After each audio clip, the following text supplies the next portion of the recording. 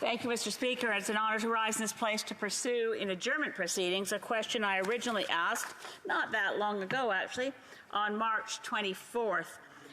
My question related to something we've debated in this House quite a lot, mostly on supply day motions of opposition parties. The notion that somehow Canada can step up and do more for Ukraine by producing more fossil fuels and exporting them. Now, there are many fallacies in that proposition, and I asked at the time, I guess I directed my question to anyone on the government benches, but it was the Honourable Parliamentary Secretary who responded, that the notion that we needed more pipelines was quite misguided. There wasn't any evidence for it.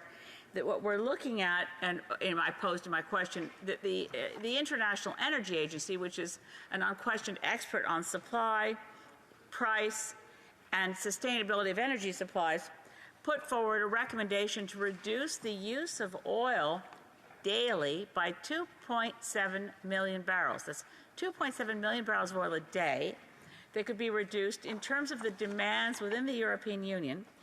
And they're all quite simple things. I mentioned some of them in the 10-point plan and asked if Canada would consider joining the European Union in implementing this 10-point plan.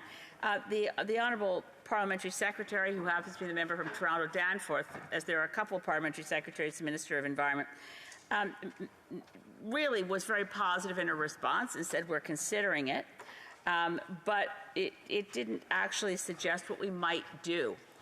That's why I wanted to pursue this in adjournment proceedings. Mr. Speaker, the world has paid a lot of attention to many things that President Volodymyr Zelensky has said since his country has been so cruelly and viciously attacked by Russia.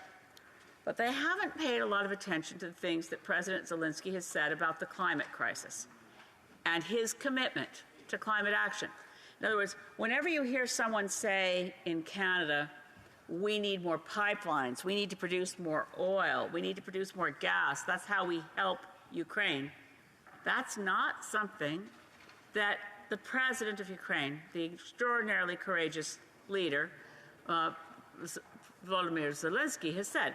In fact, on March 29th, after the war had been raging for a month at that point, and just as he came to us on Zoom and addressed this Parliament, President Zelensky addressed the Parliament of Denmark. And these are statements that I think would be worth having on the record for people to consider in the Canadian Parliament. President Zelensky, in addressing the Danish Parliament, said, quote, "Russian aggression against Ukraine and against everything on which life in Europe is built is an argument for accelerating the green transformation on the continent." He went on to say, long before the war, it was obvious that humanity should reduce the use of fossil fuels. The era of coal and oil has caused very serious damage to our planet as a whole. Green technologies, green energy have become a logical and a fair response to this challenge.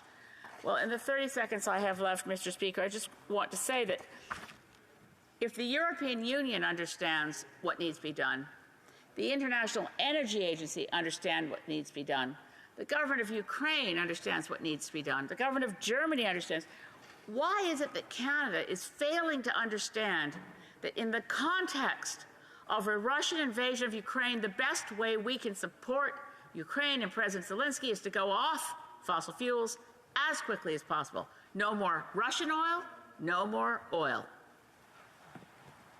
The Honourable Parliamentary Secretary to the Minister of Natural Resources and the Minister of Northern Affairs. Thank you, Mr. Speaker, and I want to thank the member for Saanich Cove Gulf Islands for raising the crisis in Europe and what that means to all of us. I know that Russia's brutal and illegal assault on Ukraine has affected her as it has affected myself and many throughout our country. It is truly heartbreaking, and I think we've all felt that over the last number of days and weeks. But I want to highlight two matters that have been raised that led to tonight's discussion.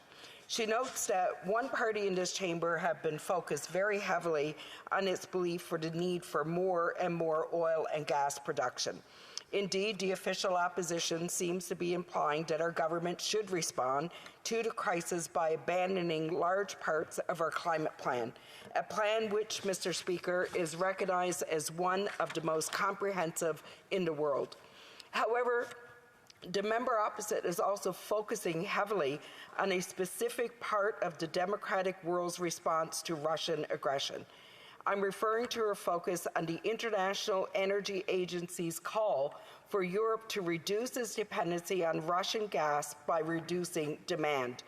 Though actions like improved public transit, a more aggressive focus on energy efficiency, and expanded use of electric vehicles is all necessary and needs to happen.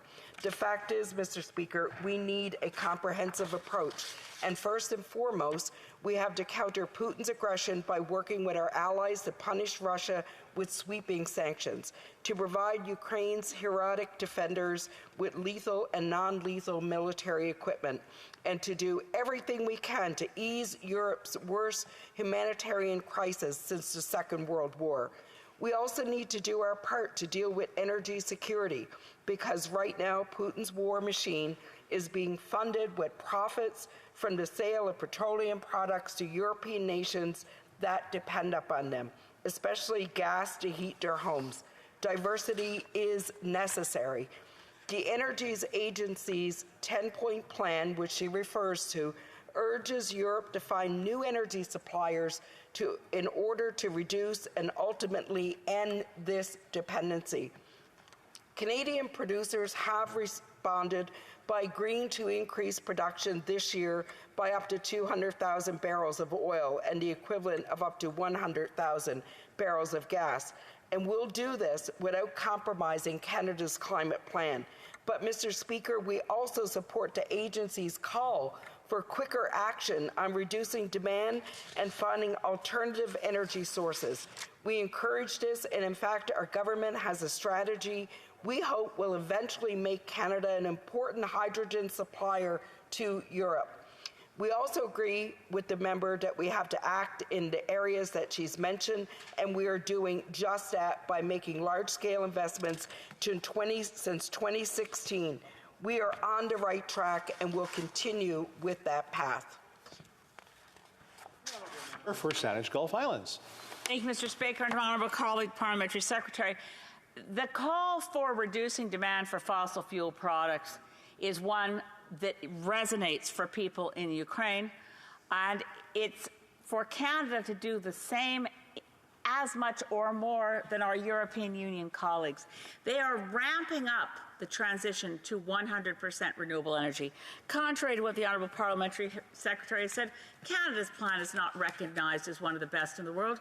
Our record is one of the worst, and our targets are not aligned with what the Intergovernmental Panel on Climate Change has warned us we must do. I want to mention a Ukrainian activist who formed a group called Stand With Ukraine.